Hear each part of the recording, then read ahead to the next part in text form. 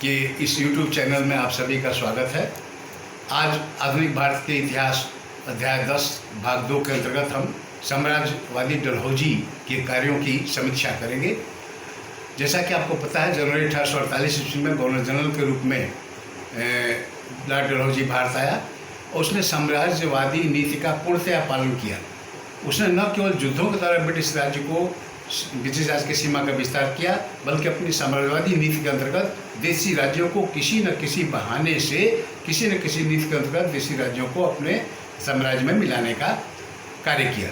डलहौजी ने अपने पूर्व के गवर्नर जनरलों के बाद देशी राज्यों को ब्रिटिश राज्य में मिलाने में उदासीनता नहीं दिखलाई, बल्कि वह ब्रिटिश राज्य में मिलाने के लिए क्यों न कोई बहाना ढूंढता था और बड़ी तत्परता और दिलचस्पी के साथ डलहौजी ने ध्येय बना लिया कि कंपनी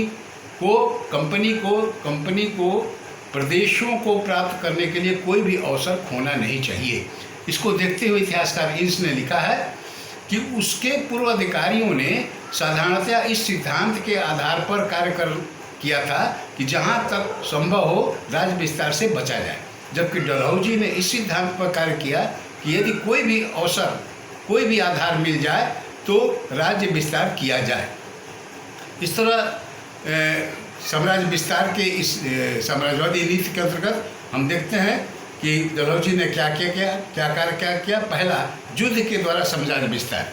तो युद्ध के द्वारा साम्राज्य विस्तार में सबसे पहले पंजाब को हम देखते हैं। अंग्रेजों के व्यवहार से असंतुष्ट होकर मुल्तान के सिख सूबेदार मूला सिंह, हजारा सिंह, सूबेदार छतर सिंह और उसके पुत्र शेर सिंह ने अंग्रेजों के विरुद्ध विद्रोह कर दिया। पंजाब में लाहौर दरबार में अल्पवयस्क राजा दिलीप सिंह और महारानी झिंडन की देखरेख में विद्रोह का नेतृत्व दे सकती थी, लेकिन उन्होंने ऐसा नहीं किया। लेकिन अंग्रेजों ने उन पर आरोप लगाया कि झिंडन और दिलीप सिंह विद्रोह को बढ़ावा दे रहे हैं, इससे सिख बढ़ावा दे रहे हैं। यह आरोप लगाकर उन्हें पंजाब से बाहर कर दिया। इस पर पंजाब के सिख सूबेदार अत्यधिक क्रोधित हो गए और उन्होंने विद्रोह का झंडा बुलंद कर दिया। तो अंग्रेजों के इस व्यवहार से हुए विद्रोह को दबाने के लिए 1848 में सेनापति लॉर्ड डफ के नेतृत्व में एक सेना डलहौजी ने भेजी और मार्च 1849 में हुए इस द्वितीय सिख युद्ध में शेर सिंह, छतर सिंह आदि सिख विद्रोहियों ने हार कर आत्मसमर्पण कर दिया। डलहौजी ने पंजाब राज्य को साम्राज्य में मिला लिया और अल्पवयस्क राजा दिलीप सिंह को महारानी झिंडन के संरक्षण में इंग्लैंड भेज दिया। दूसरा, लोअर बर्मा या पिंगू के राज्य का विलय। 1826 के यांडबू संधि की हुई थी। यांडबू संधि के अनुसार बहुत से अंग्रेज व्यापारी बर्मा के दक्षिण तट पर और रंगून में बस गए थे।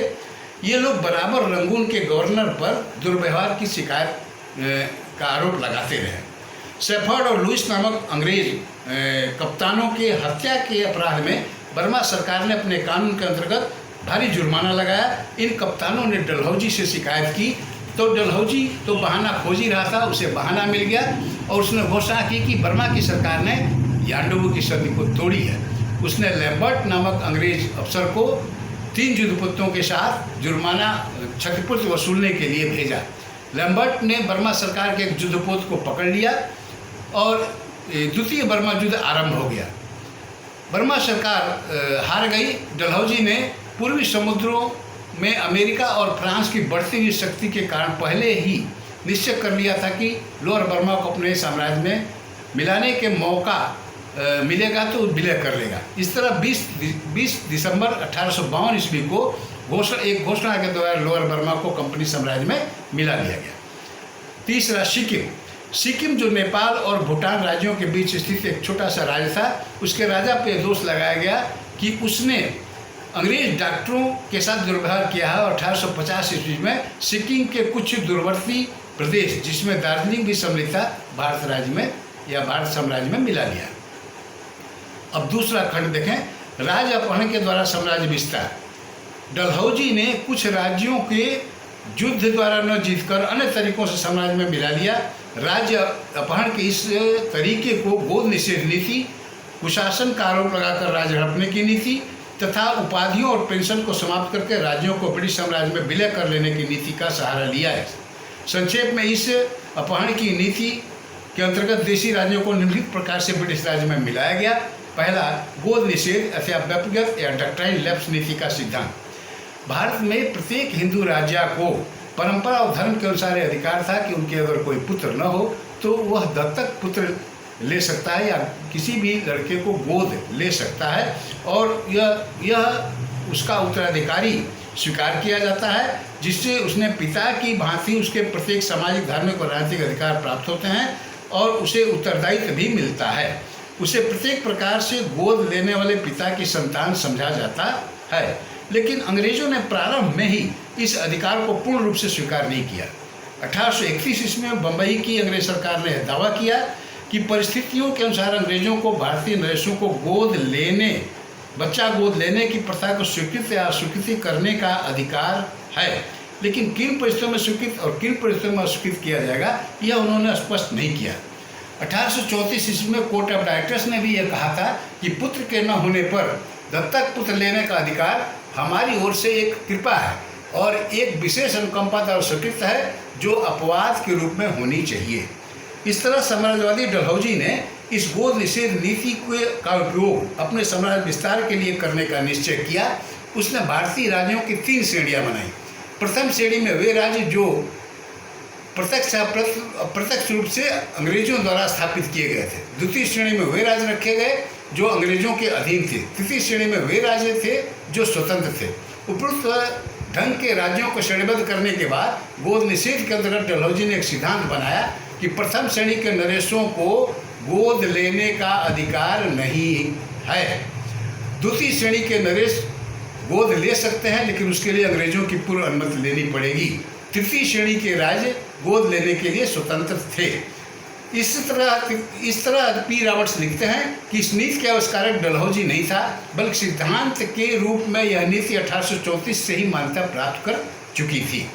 इस नीति का प्रयोग करते हुए लॉर्ड डलहौजी ने निम्नलिखित राज्यों को ब्रिटिश साम्राज्य में मिला लिया।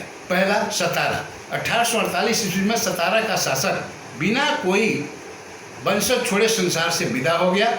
उससे दत्तक पुत्र को डलहौजी ने यह कहकर अस्वीकार कर दिया कि गोद लेने से पूर्व गवर्नर जनरल की अनुमति नहीं ली गई थी। ब्रिटिश साम्राज्य में उसे मिला लिया गया सतारा राज्य को। वास्तव में डलहौजी का यह कार्य निंदनीय था, क्योंकि सतारा अंग्रेजों के अधीन नहीं, एक स्वतंत्र राज था। 1853 ईस्वी में नागपुर के राजा राघोजी की मृत्यु हो गई। उनको कोई पुत्र नहीं था। मरने के पूर्व उन्होंने कंपनी से गोद लेने की अनुमति पत्र दिया था, लेकिन अनुमति नहीं मिली। और उनके मृत्यु के बाद उनके निर्देशानुसार उनकी रानी ने अपने अपने एक निकट संबंधी को गोद ले लिया, पर डलहौजी ने इस उत्तराधिकार को यह कहकर स्वीकार कर दिया कि गोद लेने की पूर्व अनुमति नहीं ली गई थी, और इस आधार पर उसने कंपनी साम्राज्य को शामिल करने को उचित ठहराया और नागपुर यह कहा कि नागपुर अंग्रेजों का बनाया हुआ राज्य है, इसलिए उसे कंपनी साम्राज्य में मिला लिया जाता है। झांसी बुंदेलखंड का एक जिला था। उसे अंग्रेजों ने पेशवा को 1870 ईस्वी में दिया था।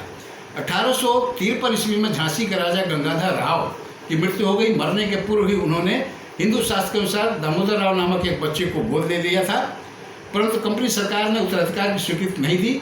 1854 ईस्वी में घोषणा के द्वारा झांसी राज्य को ब्रिटिश साम्राज्य में मिला लिया। संभलपुर उड़ीसा के स्थिति इस राज्य में के राजा भी निसंतान मर जाने के कारण 1849 ईस्वी में डलहौजी ने गोद निषेध नीति के अंतर्गत इस राज्य को भी कंपनी साम्राज्य में मिला लिया। जयपुर यह राज्य बुंदेलखंड में स्थित था, और चूंकि जयपुर के राजा को कोई पुत्र नहीं था, अतः उसके मृत्यु के बाद 1849 ईस्वी में जयपुर को भी कंपनी साम्राज्य में मिला लिया गया। बगहा पंजाब के पूर्वी प्रदेश में स्थित इस छोटे से राज्य में को भी डलहौजी ने 1850 ईस्वी में गोद निषेध नीति के द्वारा कंपनी राज्य में मिला लिया। उदयपुर मध्य प्रांत में स्थित इस राज्य के राजा को कोई पुत्र न होने के कारण मरने के बाद 1852 ईस्वी में उदयपुर राज्य को कंपनी राज्य में मिला लिया गया। अब डलहौजी के गोद निषेध नीति सिद्धांत की समीक्षा की जाए तो हम देखते हैं कि डलहौजी ने जिस प्रकार भारतीय राज्यों के 3 श्रेणियों में विभाजित किया, उसमें भारतीय विद्वान तर्क सम्मत नहीं मानते हैं। यह कहना सर्वथा अनुचित है कि अंग्रेजों ने प्रत्यक्ष या प्रत्यक्ष रूप से किसी राज्य का निर्माण किया था, क्योंकि प्रत्येक राज्य किसी न किसी रूप में भारत में पूर्व से ही विद्यमान थे। यह कहना भी उचित नहीं लगता है कि भारत के कुछ राज्य अंग्रेजों के अधीन थे, क्योंकि 1858 ईस्वी में जब तक मुगल बादशाह भारत के सम्राट के पद से नहीं हटाया गया, तब तक कानूनी आधार पर भारत की सर्वोच्चता उसी के पास थी और इसी आधार पे अंग्रेजों ने भी अपने नवाबी का दीवानी वसूलने का अधिकार, उड़ीसा बंगाल की दीवानी वसूलने का अधिकार मुगल साम्राज्य से ही प्राप्त किया था। फिर कब और कैसे अंग्रेज जो इस कानूनी सर्वोच्च सत्ता बन गए, यह समझ से परे है। स्पष्ट है कि अंग्रेजों ने सर्वोच्च सत्ता का अधिकार केवल शक्ति के आधार पर प्राप्त किया था, उनके पीछे कोई नैतिक और कानूनी अधिकार नहीं था। अंग्रेजों का अधीन राज्यों और स्वतंत्र राज्यों में अंतर करने का आधार स्पष्ट नहीं है। डलहौजी ने करौली के राज्य को अधीन राज्य बताकर वहाँ के राजा को गोद लेने के अधिकार से वंचित कर दिया और राज्य को कंपनी राज्य में मिला लिया। परंतु डायरेक्टरों के यहाँ अपील करने पर डायरेक्टरों की सभा ने करौली के राज्य को स्वतंत्र मानकर राजा को गोद लेने का अधिकार या अनुमति प्रदान किया। इस प्रकार अंततः करौली राज्य कंपनी राज्य में सम्मिलित नहीं किया गया। हिंदुओं को बच्चा गोद लेने का अधिकार परंपरा और धर्म से स्वीकृत था और ऐसा कोई उदाहरण नहीं था कि इस आधार पर किसी भी हिंदू को वंचित किया जाए। इस प्रकार अंग्रेजों को भारतीय नरेशों को बच्चा गोद लेने रोकने का न तो कोई कानूनी अधिकार था और न ही इस अधिकार का प्रयोग परंपरा के आधार पर कर सकते थे। इस अधिकार का प्रयोग डलहौजी ने केवल उपयोगिता और साम्राज्य विस्तार की लालसा के कारण ही किया था, क्योंकि उपयोगिता के आधार पर ही देखा जाए तो यह प्रयोग भी विवादित प्रश्न है। यह पूर्णतः स्पष्ट है कि इसमें से कुछ मात्रा में अंग्रेजों के राज्य का विस्तार अवश्य हुआ, क्योंकि अंग्रेज इतिहासकार यह कहते हैं कि इससे विलय किए गए राज्य के नागरिक प्रसन्न नहीं रहे और नागपुर झांसी के नागरिकों का असंतोष, अवध के नागरिकों का 1857 के विद्रोह में भाग लेना इस बात का प्रमाण है कि भारतीय इन राज्यों को अंग्रेजी राज्य में मिला लिए जाने से प्रसन्न नहीं थे। 1857 के विद्रोह में यह स्पष्ट कर दिया कि गोद निषेध की प्रथा के आधार पर जिन भी नरेश के राज्यों का अपहरण अंग्रेजी राज्य ने किया, सुरक्षा के लिए वह उचित सिद्ध नहीं हुए। इसी कारण विद्रोह के पश्चात ब्रिटिश सरकार ने भारतीय नरेशों द्वारा बच्चा गोद लेने के अधिकार को स्वीकार कर लिया। इस पर स्पष्ट है कि डलहौजी की गोद निषेध के सिद्धांत द्वारा भारतीय राज्यों को अंग्रेजी राज्य में सम्मिलित करने का नियम न तो कोई कानूनी था, न ही न्यायपूर्ण था, न ही व्यवहारिक था और न ही उपयोगी था। अब देखिए कुशासन के आधार पर किस किन राज्यों को डलहौजी ने हड़पा। पहला, बरार। हैदराबाद के निजाम के अधीन बरार राज्य में एक बड़ी सेना रखी गई थी जिसका खर्च बरार राज्य को देना था। बरार की आर्थिक स्थिति खराब होने के कारण वह खर्च नहीं दे सका, तो उस पर 78 लाख रुपए का कर्जा हो गया। कर्जा न देने के कारण डलहौजी ने बरार प्रदेश को ब्रिटिश राज्य में मिला लिया। अवध में अंग्रेजी रेजिडेंट स्लीमैन ने अवध के नवाब पर कुशासन के संबंध में अनेक आरोप लगाए और उसकी एक रिपोर्ट जो है डलहौजी के पास भेजी। 1849 में कर्नल आउटरम जब अवध का गवर्नर बनकर आया तो उसने भी स्लीमैन की रिपोर्ट को सत्य बताते हुए अवध के नवाब बाजिद अली शाह से स्वेच्छापूर्वक अपने राज्य को ब्रिटिश साम्राज्य में मिला देने को कहा। नवाब का अस्वीकार करने पर डलहौजी ने बलपूर्वक एक घोषणा द्वारा अवध के कंपनी राज्य में मिला दिया। उपाधि पद तक पेंशनों की समाप्ति के द्वारा राज्यों को हड़पना। डलहौजी का कहना था कि उपाधियां तथा पेंशनें व्यक्तिगत होती हैं, अतः उनके उपभोक्ता के मृत्यु के बाद वे स्वतः समाप्त हो जाती हैं और उपभोक्ताओं के उत्तराधिकारियों का उन पर कोई अधिकार नहीं रह जाता।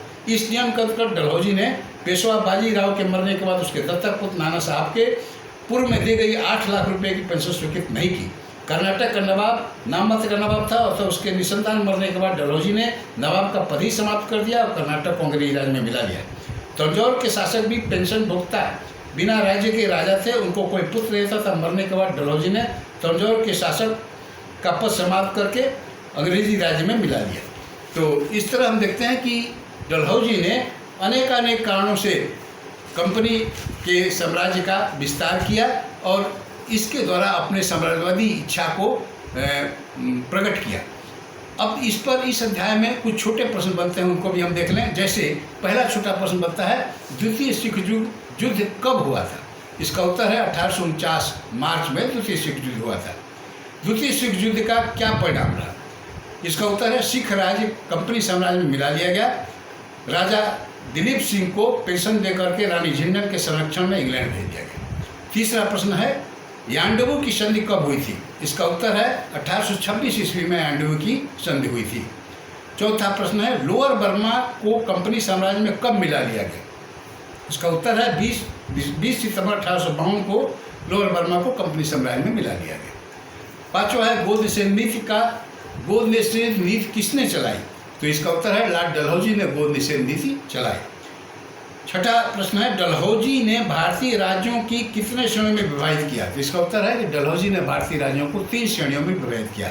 सतारा को किस वर्ष कंपनी साम्राज्य में मिलाया गया? तो इसका उत्तर है 1848 ईस्वी में सतारा को कंपनी साम्राज्य में मिलाया गया। नागपुर को किस वर्ष में कंपनी साम्राज्य में मिलाया गया? तो इसका उत्तर है 1853 ईस्वी में नागपुर को कंपनी साम्राज्य में मिलाया गया। झांसी को कब कंपनी साम्राज्य में मिला लिया गया या मिलाने की घोषणा की गई? इसका उत्तर है 1854 ईस्वी में कंपनी साम्राज्य में मिलाने की घोषणा की गई। 10वां प्रश्न है संबलपुर को किस वर्ष कंपनी साम्राज्य में मिला लिया गया? इसका उत्तर है 1849 ईस्वी में संबलपुर को कंपनी साम्राज्य में मिला लिया गया। 11वां प्रश्न है कुशासन के आधार पर किन राज्यों को कंपनी साम्राज्य में मिला लिया गया? तो इसका उत्तर है कि बरार अवध प्रांत को कुशासन के आधार पर कंपनी साम्राज्य में मिलाया गया। इस तरह हम देखते हैं जब साम्राज्यवादी